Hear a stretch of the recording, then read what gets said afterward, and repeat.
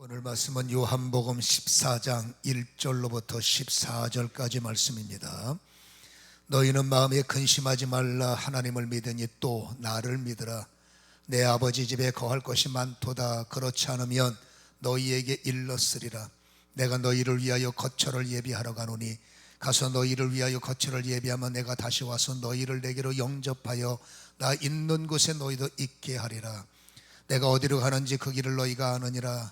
도마가 이르되 주여 주께서 어디로 가는지 우리가 알지 못하거늘 그 길을 어찌 알겠사옵나이까. 예수께서 이르시되 내가 곧 길이요 진리요 생명이니 나로 말미암지 않고는 아버지께로 올 자가 없느니라. 너희가 나를 알았더라면 내 아버지도 알았으리라. 이제부터는 너희가 그를 알았고 또 보았느니라. 빌립이 이르되 주여 아버지를 우리에게 보여주옵소서. 그리하면 족하겠나이다. 예수께서 이르시되 빌립아 내가 이렇게 오래 너희와 함께 있으되 내가 나를 알아보지 못하느냐. 나를 본 자는 아버지를 보았거늘 어찌하여 아버지를 보이라 하느냐. 내가 아버지 안에 거하고 아버지는 내 안에 계신 것을 내가 믿지 아니하느냐. 내가 너희에게 이르는 말을 스스로 하는 것이 아니라 아버지께서 내 안에 계셔서 그 일을 하시는 것이라. 내가 아버지 안에 거하고 아버지께서 내 안에 계심을 믿으라. 그렇지 못하겠거든 행하는 그 일로 말미암아 나를 믿으라. 내가 진실로 진실로 너희에게 이르노니 나를 믿는 자는 내가 하는 일도 그도 할 것이요 또한 그보다 큰 일도 하리니 이는 내가 아버지께로 가미라.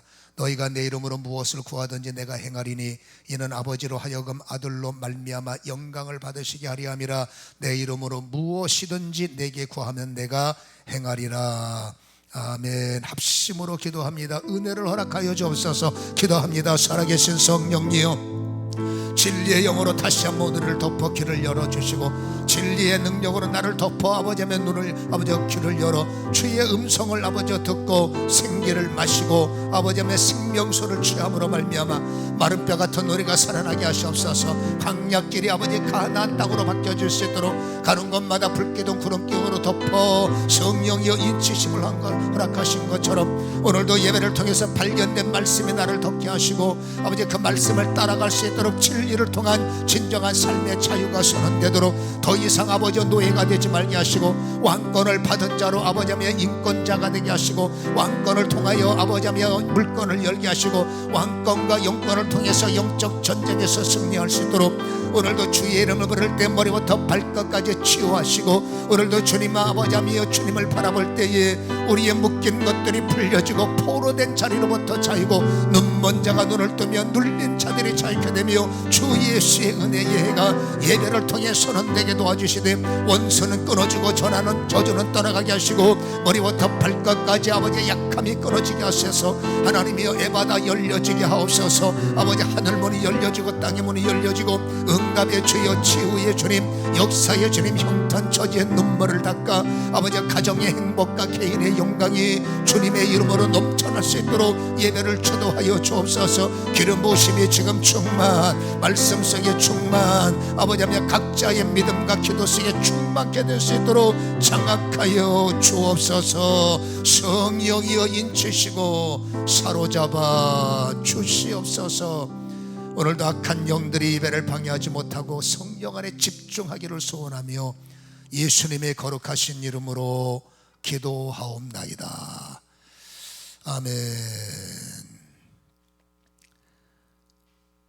오늘 1절을 보면 너희는 마음에 근심하지 말라 이렇게 말씀을 줍니다. 근심하지 말라. 여러분 사람이 이 땅을 살면서 어떻게 근심을 안 할 수가 있단 말입니까? 이건 아무리 선하게 묵상을 하려고 해도 여러분 인간이 근심을 안 할 수 있다 이거는 동의하기가 어려운데 딱 하나 근심을 안 할 수가 있어요. 근심이 올 때마다 해답이 있고 근심이 올 때마다 풀 수 있다면 근심을 하라 그래도 안 하죠. 우리는 근심이 오는데 답도 없어 보이고 걱정이 오는데 해답이 없기 때문에 근심하는 거지 근심에 대한 답이 있다면 왜 근심하겠습니까? 그래서 이 말씀을 보면 그런 겁니다. 인간은 근심할 일이 없을 거야 그래서 근심할 필요가 없어가 아닙니다. 지금 여러분 제자들에게 무엇인가 근심거리가 다가오기 때문에 절대로 너희는 근심하지 말라 근심거리에 묶여서 근심에 매이지 말고 근심에 또 주눅들지 말고 번아웃 되지 말고 이제는 절대로 근심하지 말라, 이렇게 말씀을, 근심거리가 없다는 게 아닙니다. 예수 믿으니까 근심이 사라진다, 근심거리가 없어진다, 아닙니다. 근심이 있어도 근심을 이기는 것이고 염려가 와도 염려를 이길 수 있는 것이 신앙의 힘이기 때문에 우리는 근심하지 말라의 의미를 우리는 해석할 필요가 있는 거죠. 여러분, 주님께서 14장 2절과 3절을 보면 제자들에게 이 말씀을 하실 수밖에 없는 것이, 지금은 점점점 주님은 십자가를 향해서 가고 계시는 거예요. 이제 머지않아 주님은 십자가를 지셔야 되는데, 십자가는 죽음이 아니겠습니까? 이 십자가의 죽음이 제자들에게 미치는 파괴력은 상상 이상이라는 것을 우리는 알지 않습니까? 이미 우리가 지난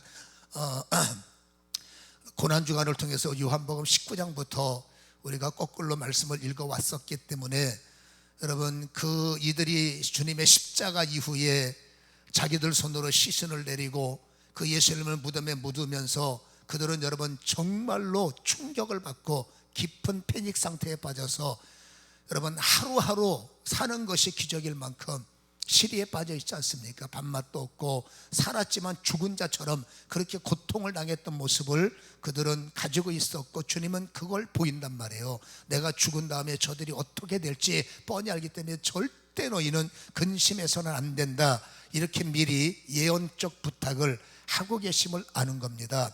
왜 그럴까요? 여러분, 제자들이 예수님의 손을 잡았어요. 그물질을 하다가 주님의 초청이 있어서 손을 잡았고, 세리는 여러분 업무를 보다가 주님이 초청하셔서 내가 가지고 있던 세상의 손을 놓고 주님의 손을 잡았단 말입니다. 여러분, 제자들이, 예수의 사람들이 주님의 손을 제대로 잡는 순간부터 쉽게 말하면 팔자가 달라지는 거예요. 인생이 달라졌고 운명의 그림이 완벽하게 바뀌었습니다. 이들이 지나갈 때 누구 하나 쳐다보는 사람이 없고, 이들이 필요해서 누구 하나 와서 부탁을 하고 동네 사람끼리 뭐 필요를 부탁할지 모르지만, 여러분, 이들은 주목받는 인생들이 아니란 말입니다. 우리는 요한복음 강해를 해왔기 때문에 12장에서 어떤 일이 있었는지 우리는 들었지 않습니까? 헬라의 실력 있는 사람들이 요한복음 12장 20절에 보면 헬라의 몇 사람들이 21절에 갈릴리의 빌립을 찾아오는 겁니다.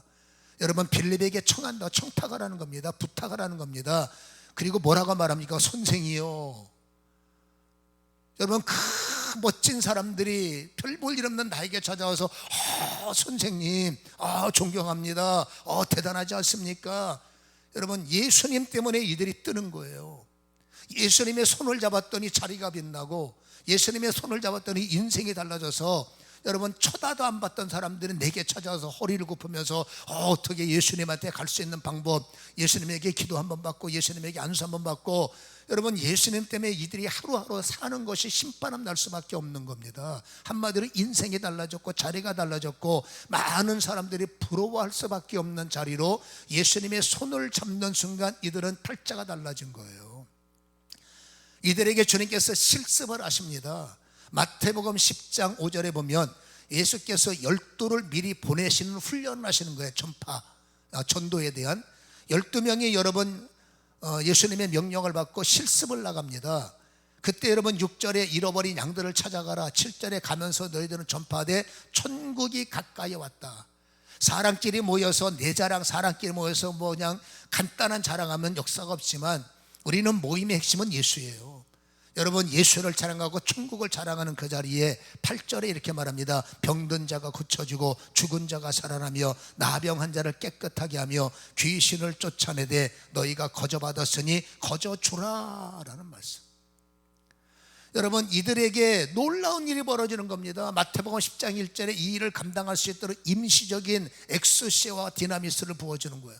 권세와 능력을 위임받고 이들이 가서 예수를 자랑하고 킹덤을 말할 때 놀랍도록 여러분 하나님께서 그들과 함께 하셔서 정말로 여러분 역사가 일어나는 거예요.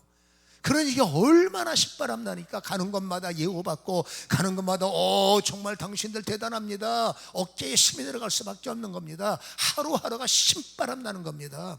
예수님의 사역이 워낙 빡세서 육신적으로는 여러분 쉬는 시간도 없고 뭐 휴식도 없는 거예요. 주일도 이들이 쉬는 날이 없잖아요. 그냥 늘 아침 새벽부터 밤늦게까지 열심히 주님 따라 일하는데, 근데 육은 힘들지만 신바람이 나는 겁니다. 이들은 생각하는 겁니다. 시간이 멈췄으면 좋겠다. 얼마나 신나냐, 여기가 좋사오니 얼마나 좋으냐. 그러니 주님이 손잡고 가는 인생은 하루하루가 기쁘기 때문에 사는 것이 최상의 모습이었음을 이들은 우리에게 보여주고 있는 거예요. 근데 주님께서 이렇게 말씀합니다. 이제 손 놔.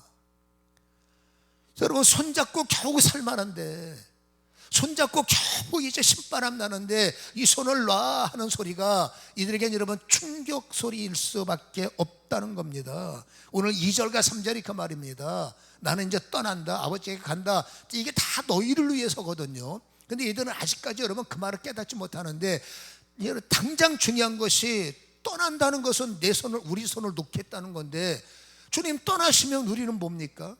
내 손을 놔주시면 우리는 어떻게 되는 겁니까? 큰일 나는 거죠. 영원토록 주님의 손잡고 주님의 킹덤에서 주님과 더불어 신바람 나게 살기를 꿈을 꾸고 있는데, 손을 놓겠다, 떠나시겠다, 이거는 이들이 받아들일 수 없는 충격적인 메시지일 수밖에 없다라는 거죠. 우리는 압니다. 주님의 역사가요, 여러분 점점 좋게 하시는 분이지, 주님을 만날수록 힘들게 하고 주님을 만날수록 괴롭고 주님을 만날수록 어렵게 하는, 이건 뭐가 잘못된 거예요. 여러분, 틀림없는 것은 주님은 점점 좋게 하시고, 1달란트 받은 자가 2달란트의 자격으로, 2달란트 받은 자가 5달란트 받은 자로, 여러분 시작했던 자에겐 갑절과 30과 60과 100과 1000과 점점 주님은 알수록, 주님을 깊게 손을 잡을수록 어쨌든지 주님과 함께하면 인생이 점점 깊어지고 점점 좋아지는 것이 하나님의 은혜인데, 여러분 손잡고 있다가 손을 놓고 이제는 니들이 알아서 해, 이런 개념이 아니라 점점 좋게 하시는 것이 진리라면, 주님이 손을 잡아서 우리가 잘 나가다가 주님이 손을 놓고 뭔가 일어나는 것도 이게 뭔가 더 좋은 하나님의 인도가 있겠다라는 것을 깨달아야 된다 그 말이죠. 마태복음 7장 11절에 구하는 자에게 하늘에 계신 아버지께서 가장 좋은 것을 주시지 않겠느냐라는 의미를 우리는 기억할 필요가 있다는 겁니다. 그렇다면 손잡아 주신 주님이 이제 손을 놓자라는 의미 속에 있는 더 좋은 것이 이들에게는 최상의 말씀이 최악으로 들리는 이유가 뭘까? 눈으로 보이는 좋은 것을 잡을 때는 여러분 마다할 이유가 없는데, 지금 주님께서 이제 손 놔야 돼, 너희를 위해서라고 그랬잖아. 내가 하늘에 올라가는 건 너희를 위해서, 초소를 예배하는 것도 너희를 위해서. 이들은 이 말이 최상의 말이거든요 사실. 근데 이 최상의 말이 이들에게는 지금 최악으로 들리는 겁니다. 왜 주님의 최상의 메시지가 이들에게는 그날따라 최악으로 들려 또다시 여러분 괴로움 속에 빠질 수밖에 없느냐? 그건 간단합니다. 어설픈 거예요. 그리고 아직도 설익은 거예요. 예수님을 향한 인식이 아직도 어설프고, 그들은 나는 믿음이 있습니다 라고 말하지만 그 믿음은 오늘 사건을 보니까 설익은 믿음이라는 것을 여실히 우리에게 보여주고 있다는 거예요. 오늘 14장 1절에 예수님께서 나를 믿어라, 주 예수를 믿어라 그러면 끝나는 겁니다. 여러분 예수가 답이니까 나를 믿어라 그러면 끝나는데, 거기다가 첨언이 있습니다. 하나님을 믿으니 또 나를 믿어라. 왜 하나님을 믿으니 또 나를 믿어라 그렇게 첨언을 달아야 됩니까? 여러분 이 말씀의 의미를 우리가 잘 바라보면 이들에게는 인식에는 아직도 한계가 있다는 건, 어설프게 예수를 알지만 어설프게 알고 있고, 예수를 믿고 있지만 아직도 덜 설익은 믿음으로 예수님을 믿고 있다는 것을 보여주는 내용이죠. 여러분 예수님께서 7절에 너희가 나를 알았더라면 내 아버지도 알았으리라, 이제부터 너희가 나를 알고 또 그를 보리라. 그때 빌립이 이렇게 말합니다. 빌립이 8절에 이르되 아버지를 우리에게 보여주소서, 그리하면 족하겠나이다. 그때 예수님이 9절에 중요한 말씀을 합니다. 빌립아, 내가 이렇게 오래 너희와 함께 있으되 내가 나를 알지 못하느냐? 그렇게 오랫동안 주님은 진리를 가르치셨고 내가 누구인지를 드러냈는데, 이들은 여러분 예수님은 알잖아요. 이들의 상태를. 이들의 인식 속에는 여전히 주여라고 고백하지만 주로 끝나고 있는 거예요. 메시아입니다 라고 고백하지만 메시아로 끝나는 거예요. 여러분, 가장 중요한 신학 최상의 고백은 주님이 하나님의 아들 되신다는 거예요. 여러분, 메시아는 하나님의 아들이시라는 거예요. 그러니까 이들은 여러분 주라고 믿지만 아직까지 하나님의 아들에 대한 인식이 이들에게 부족해요. 이들은 메시아라고 고백을 하지만 여러분 신앙의 깊이를 보면 아직도 이들은 하나님의 아들이라는 인식이 여러분 부족하다는 겁니다. 이것을 인식하고 있는 사람은 딱 두 명뿐입니다. 베드로하고 나단이에요. 나중에 예수님이 부활하신 이후에 여러분 도마가 이분이 하나님의 아들이네 이걸 인식하지만 도마의 인식은 훨씬 뒤에 일어났고, 지금 주님과 함께 손을 잡고 가지만 이들이 주님을 넘어서 메시아를 넘어서 이분이 하나님의 아들, 여러분 유대인들에게 하나님의 아들 고백은 최고의 고백입니다. 동등이란 말이에요. 우리나라 사람들은 아버지 아들은 격이 있기 때문에 뭔가 차별이 보이지만 유대인들은 아버지와 장자는 하나의 동등권, 그가 여러분 똑같다고 인식을 했기 때문에 신앙의 최고의 고백은 주님으로 끝나면 안 돼. 메시아로 끝나면 안 돼. 메시아가 그러니까 예수님이 하나님의 아들로서 메시아, 예수님이 하나님의 아들로서 주님. 근데 이들은 여러분 주님이라고 고백하지만 여러분 아직도 어설픈 거예요. 메시아라고 인식하지만 이들은 아직도 어설픈 인식이라는 것을 마태복음 여러분 우리가 알다시피 16장 16절에 베드로만이 주님을 인식해서 이렇게 고백하지 않습니까? 주는 그리스도시고 살아계신 하나님의 아들 되심을 내가 믿습니다. 여러분 나다니엘이 요한복음 1장 49절에 나다니엘이 대답하되 랍비여 당신은 하나님의 아들이시요 당신은 이스라엘의 임금이 맞습니다 이렇게 인식하는 거예요. 나중에 예수님이 십자가에 부활 뒤에 요한복음 20장 28절에 도마가 대답하여 이르되 나의 주님이시여 주님은 하나님의 아들이십니다. 나의 하나님이 되십니다. 주님을 하나님으로. 이 세 사람만이 지금 말하는 겁니다. 이 세 사람만이 예수님을 주라고 인식하고 있고 나머지는 아직도 주님을 이런 고백을 하지 못하는 걸 보면 이들의 인식 속에는 그냥 주님, 여전히 여러분 메시아로 그렇게 여러분 설익은 그렇게 연약한 인식을 하고 있다는 것을 우리는 알 수가 있다 그 말이죠. 여러분 주님이 그리스도가 되십니다, 하나님의 아들이십니다라고 고백했던 이들의 믿음조차도 어설픈 인식을 갖고 있기 때문에 맞긴 맞아. 이분이 뭔가 특별한 것 같지만 아직도 믿음이 성숙하지 못한 거예요. 설익은 믿음이었기 때문에 주는 그리스도시요 해놓고 도망가 버리는 거예요. 여러분 나다니엘도 주님은 하나님의 아들이십니다 하고 튀어버리는 거예요. 여러분 도마도 마찬가지였겠죠. 그래서 성경을 보면은 마가복음 14장에 보면 14장의 말씀을 보면 여러분 71절에 그러나 베드로가 저주하며 맹세하되, 저주하며 맹세합니다. 극단적인 부정이에요. 그냥 나 예수가 몰라요가 아니라 얼마나 마음이 다급했든지 여러분 내가 믿고 있는 저분은 주님으로서 메시아로서 하나님의 아들로서 인식이 되었다면, 이 인식이 진짜라면, 이 인식이 정말로 생명이라면 우리께는 말로 이런 짓 못합니다. 가장 아름다운 가장 멋진, 그래서 주님으로부터 정말로 표창장을 받았던 이 베드로가 더 극단적으로 부정하고 더 추악한 모습으로 저주까지 하면서 나는 저분 몰라요. 물론 본 마음이 아니죠. 무서우니까 그렇죠. 근심이 되니까 그랬죠. 이렇게 여러분 베드로는 주님을 여러분 인식했으면서도 저주하고 극단적으로 부정하는 거 보니 이 사람은 여러분 설익은 믿음이요 여전히 여러분 부족한 사람, 믿음이 어설플 수밖에 없다라는 것을 알 수가 있는 거예요. 마가복음 여러분 같은 장 14장의 50절에 보면 제자들이 다 예수를 버리고 튀었다, 도망쳤다. 나다니엘도 들어있어요. 깨달아야 하는 도마도 들어있어요. 여러분 요한은 예수님이요 정말로 12명의 제자 가운데 더 사랑하셨어요. 늘 측근에 두셨고, 만찬식 우리는 여러분 그림을 보지 않습니까? 예수님께 기대 있고 성경에도 예수께 기대 있고, 그 정도로 예수님이 아꼈고 친밀했고 그렇게 사랑한다고 고백을 누구보다 했던 요한이, 마가복음 14장 50절에 한 청년이 요한이에요. 벗은 몸에 벳 혼니버를 두르고 예수를 따라가다가 무리에게 잡힘에 벳 혼니버를 버리고 벗은 몸으로 도망쳤다.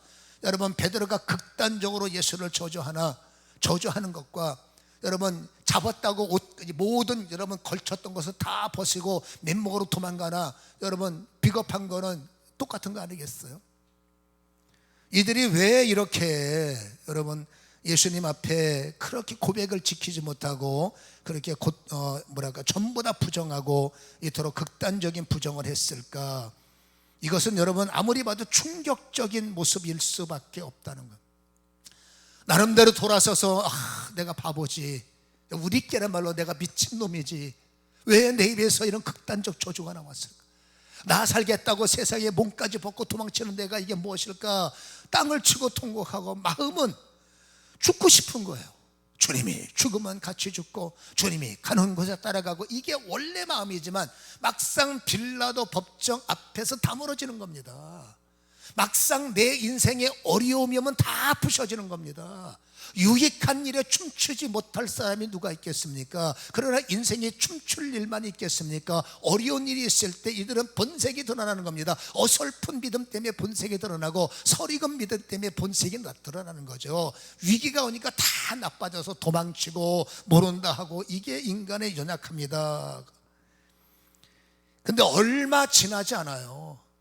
한 30년 40년 지난 후가 아니라 얼마 지나지 않아 충격적인 이들의 모습에서 정말로 심히도 아름다운 모습을 또다시 보여주고 있는 현장이 사도행전 5장 40절입니다. 여러분, 그들이 옳게 여겨 사도들을 불러들여 채찍질하는 겁니다. 법정에서 쩔쩔맸던 사람들을 붙잡아다가 채찍질하는 겁니다. 그리고 협박합니다. 예수 이름으로 절대 말하지 마, 너네 모여서 예배드리면 가만 안 둘 거야, 이렇게 여러 번 협박을 하는 겁니다. 그때 41절 보시기 바랍니다. 사도들은 그 이름을 위하여 능력받는 일에 합당한 자로 여기심을 기뻐하면서 공의 앞을 떠나니라. 이게 얼마나 많은 해석을 우리에게 보여줍니까? 이게 뭡니까? 죽이든지 살리든지 이제 우리는 그거 안 통해요. 나는 내가 사랑하는 예수님 따라갈 거고, 우리는 예배 멈추지 않을 것이고, 하여튼 알아서 하세요, 우리는 지킬 겁니다. 옛날에 그렇게 무서워했던 법정이 무섭지가 않은 거예요. 옛날에 그렇게 두려웠던 여러분 채찍질이 여러분 하나도 두렵지가 않은 겁니다. 예전에 그렇게 혈기 살기 등등했던 사람들의 눈빛이 무서웠는데, 이제는 똑같이 눈풀아리고 한번 해보라는 겁니다. 나는 내 믿음 지킬 테니까.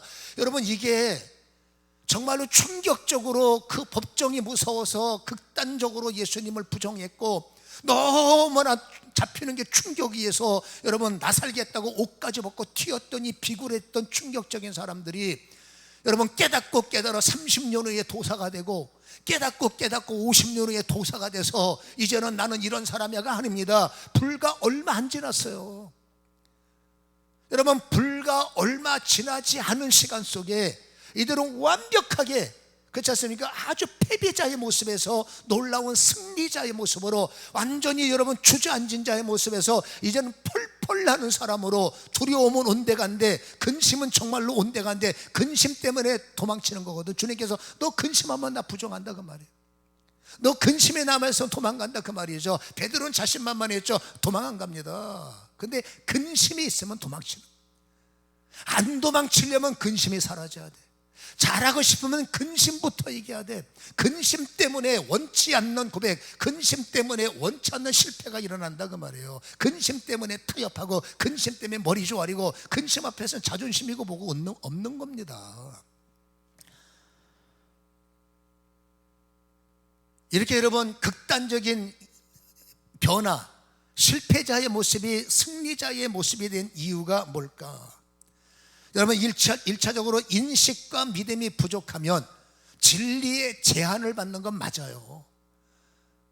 여러분, 내가 설익은 믿음을 갖고 있고 아직 어설픈 여러분 예수의 인식을 갖고 설교를 들을 때는 그 설교의 의미가 여러분 유익이 되는 것은 잘 받아들입니다. 할렐루야.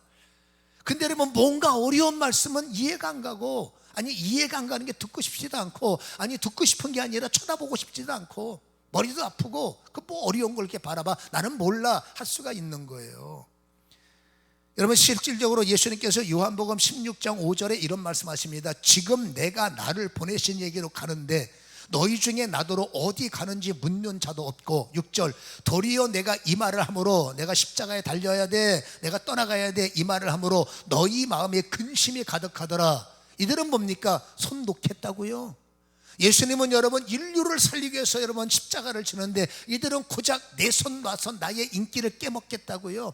내 손 놓으셔서 또 나를 옛날에 그 가난한 자리로 돌아가게 하려고요. 내 손 놓으셔서 또 나를 힘들게 만드실 겁니까? 여기서 머물고 있는 거예요. 그러니 오직 손 놓는다는 것 때문에 걱정되는 겁니다. 주님이 죽으시는 것 때문에 힘든 게 아니라 내 손 놓으면 나는 뭐 먹고 삽니다, 이것 때문에 이들은 힘들고 있는 거예요. 이거는 정의라고 공의라고 볼 수가 없지 않습니까?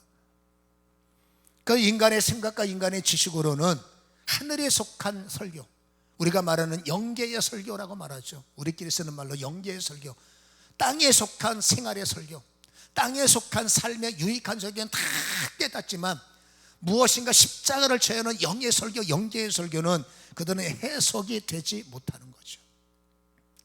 언제쯤이면 나의 신앙에 철들까 제가 장담하는데, 여러분 근심이, 설교를 들으면서 근심이, 예수를 믿고 살아가면서 근심이 떠나가지 않으면 절대로 여러분 하나님의 역사가 정말로 주님이 기대하는 1개를 받은 자여 2개를 받아라, 2개를 받은 자여 5개를 받아라, 갑절로 시작하는 자여 너는 1000배가 될지어다.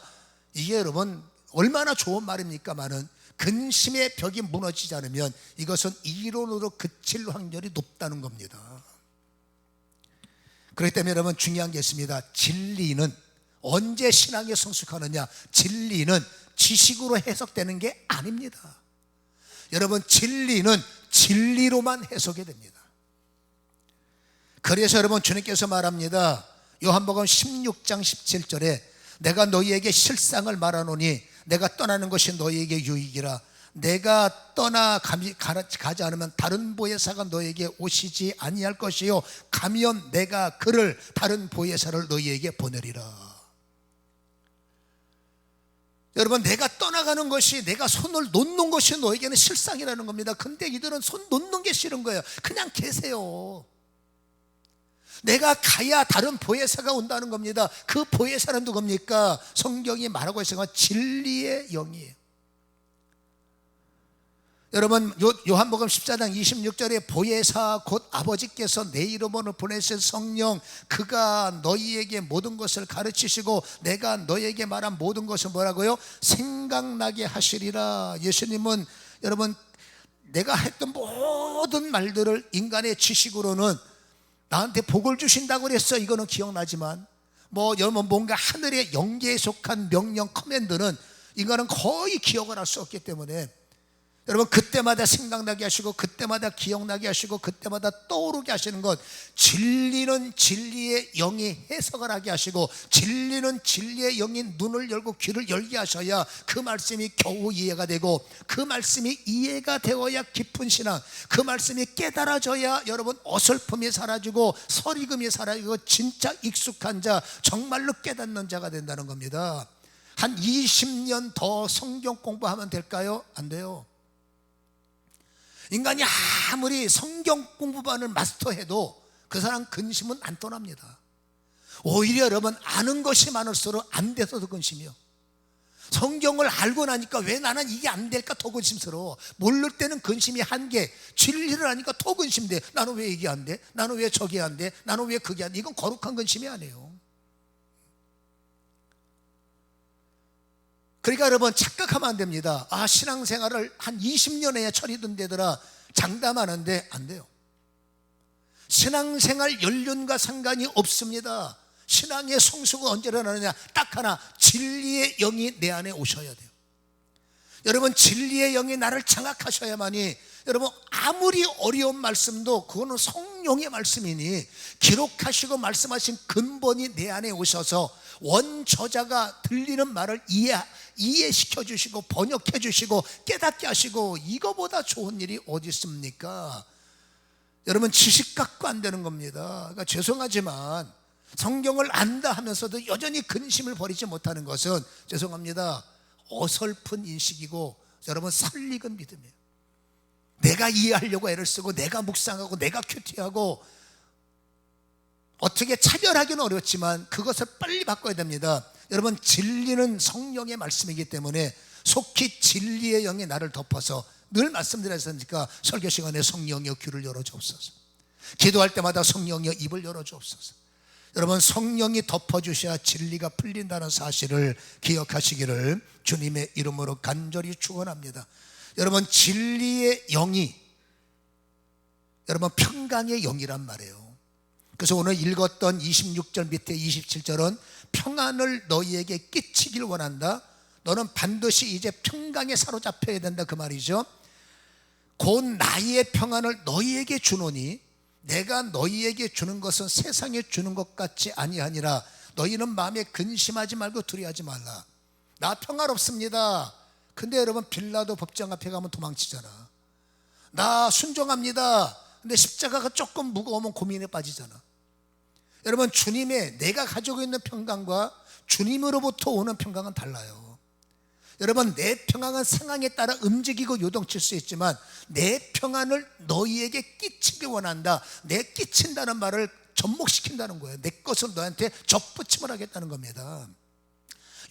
로마서 14장의 말씀을 보면 여러분 17절에 하나님의 나라는 먹는 것과 마시는 것이 아니요, 이게 유명한 말씀이죠. 오직 성령 안에 있는 의와 평강과 희락이라. 여러분, 평강의 원본은, 평강의 근본입니까? 성령 안에 있는 거예요. 진리의 영이 내 안에 오셔서 여러분, 내 안에 내가 생각할 수도 없는 예언적 말씀, 여러분 성령은 장래를 아시기 때문에 여러분 내가 말씀을 통해서 일어나야 할 상황, 빌라도 법정을 통과하고 십자가를 통과하고 무덤문을 통과하는 것, 세상 사람들은 다 절벽입니다. 이 절벽 저 절벽 그 절벽, 절망. 근데 여러분 진리의 영은 넘고 부활하시는 거예요. 그러니 비록 절망적인 사건이 내 앞을 막아도 진리의 영이 내 안에 계시면 절망 너머에 있는 소망을 알고 계시기 때문에 여러분 절망밖에 보지 못하는 나에게 보혜사 영을 덮으면 소망을 아시는 성령께서 내 안에 평강을 주시는 거예요. 너 눈으로 볼 때는 죽음이지 십자가가, 그러나 무덤문이 3일 만에 열리는 역사를 성령은 알고 계시는 거죠. 그래서 신앙생활은 연수가 아닙니다. 연수는 무시할 수 없지만 그 연수 안에, 모태신앙의 그 신앙의 연수 안에 여러분 성령이 부어지면 그 폭발적은 여러분 정말로 핵폭탄인 거죠. 1년 성경을 안 사람하고 평생 성경을 한 사람들 성령이 역사 안 하면 똑같아요. 목사도 콧바지 앉아있고, 장로들도 여러분 한숨 쉬고 앉아있고, 기도한다는 권사도 새벽기도 앉아서 꺼이 대성토가 앉아있고, 철야기도 밤새 하고 와서 의하면 좋노, 뭐하러 기도합니까 힘들게. 딱 하나입니다. 여러분 성령이 임하셔야 돼. 성령은 진리의 영, 앞으로 내가 뭔지 모르지만 내게 일어날 예언의 말씀, 내게 여러분 앞으로 나타날 생명의 말씀, 성령은 아는 겁니다. 너 이렇게 순종해 나가면 넌 역사 일어나. 그러니 너는 걱정할 거 없어라는 평강이 뭔지 모르지만 내 마음을 때리고 그 주님의 평강이 나를 끼치는 순간, 장악하는 순간에 여러분 빌라도 법정에서 두들겨 맞는데 웃는다니까. 여러분 성령이 오시기 전에 도망갔어요. 무서워서. 성령이 오시고 나니까 이게 불과 여러분 몇 개월 안 걸린 사건입니다. 성령이 오시고 나니까는 당연하지, 매 맞는 게. 욕먹는 거 감사하지. 여러분 극과 극의 모습은 훈련을 받았구나 아닙니다. 딱 하나입니다. 성령에 사로잡혔느냐, 성령에 사로잡히지 않았느냐, 이 하나의 차이라는 거예요. 진리의 영이 평강을 주시는 것은 너 나한테 탄식할 거 아니야, 너 나한테 간구할 거 아니야. 여러분 내 안에 나를 위해서 돕는 보혜사가 여러분 내 쓸 것을 어찌 귀하게 보지 않겠습니까? 그래서 오늘 읽었던 성경 본문 13절과 14절에 보면 무엇이든지 구하는 건 내가 시행하리라. 여러분 성령님은 어떤 영이십니까? 성령님은 로마서 8장 26절에 이와 같이 성령도 우리의 연약함을 그냥 못 봐요. 도우시나니 우리는 마땅히 기도할 바도 몰라. 여러분 기도 안 하는 것과 기도해야 되는데 어떻게 기도할지 모르는 건 달라. 기도할 줄 아는데 안 하는 건 여러분 역사가 없어요. 그건 내가 당해야 돼. 근데 기도를 해야 되는데 어떻게 기도할지 몰라. 그러면 주님이 알아서 탄식하셔. 기도를 하고 싶은데 기도가 안 나와. 근데 어떻게 하든지 몸부림칠 때 여러분 성령이 알아서 탄식하신다고. 그래서 이번에 하신 말씀이 성령의 말할 수 없는 탄식으로 나를 위해서 친히 간구하시느니라. 성령은 보혜사요. 여러분 보혜사는 진리의 영이요, 이 진리의 영은 평강의 영이요, 이 평강의 영이 걱정하지 마라 너는 응답받을 거니까, 걱정하지 마라 너는 승리할 거니까. 할렐루야. 살다 보니 나는 작은 자입니다. 뭘 걱정해. 오늘 읽었던 성경 본문 여러분 14장 12절에 보면 이거는 제가 사역에서 가장 잘 써먹는 말씀이에요. 12절에 내가 진실로 아멘 아멘 너희에게 이르노니 나를 믿는 자는 내가 하는 일을 너도 할 것이요 너 장기철 너 할 것이요 나보다 더 큰 일을 행하리니 이는 내가 아버지께로 가면이라. 내가 아버지께로 가면 보혜사가 오시는데 이 보혜사는 어떤 영이시냐. 지금까지 제가 성령론을 저는 전공한 사람이기 때문에 지금까지 여러분에게 강조했어요. 성령이 얼마나 화려한고 얼마나 멋지고 얼마나 강력한지를 여러분에게 제가 설명했지 않습니까? 성령님은 진리의 영이요, 더 많지만 오늘 본문에서는 진리의 영이요, 그 다음에 평강의 영이요, 기도의 영이요, 또 한 가지 능력의 영이라. 여러분 이 성령이 우리 안에 오셔야만, 여러분 이 성령이 내 안에 작동하셔야만, 근심이 없어서 근심은 안 할래요. 그건 죽었다 깨어나도 불가능한 일입니다. 그런 기도는 하지 마. 근심이 없게 하옵소서 이해는 되지만 근심이, 성경이 말하는 근심이 없게 하옵소서는 혼자 여러분 저 무인도에 가서 살아도 물 어떻게 마실까 걱정이 와. 그러니까 인간이 살아 숨쉬는 동안에는 근심 걱정이 없을 수 없는데 아까 말씀과 평강으로 덮어주시고 응답으로 덮어주시고 돌파의 능력으로 덮어주시기 때문에 믿음의 역사, 믿음의 용기가 오는 거예요. 믿음의 용기 때문에 매를 맞아도 덜 아픈 거죠. 믿음의 용기 때문에 괴로워도 응답을 믿기 때문에 버티는 거죠. 그래서 여러분 믿음의 사람은 근심 대신에 날마다 평강의 시간을 보내야 되는데 여러분 어떻습니까? 여전히 작은 일들 말고 조금만 힘들면 근심하고 계십니까? 믿음의 직분을 가진다가 내가 왜 자꾸 근심할까? 죄송하지만 어설퍼서 그래요. 내가 믿음을 갖기 전에 자꾸 이게 힘들까? 아직도 서리고서 그래요. 목사님 언제쯤 익숙해질까요? 여러분 시간 지나도 안 돼. 내심으로는 안 돼. 성경을 더 읽을까요? 알면 할수록 더 열받아. 왜 이분은 잘 됐는데 나는 안 되는 거야? 더 힘들어. 그렇죠? 그럼 어떡하란 말입니까? 딱 하나, 보혜사가 와야 돼.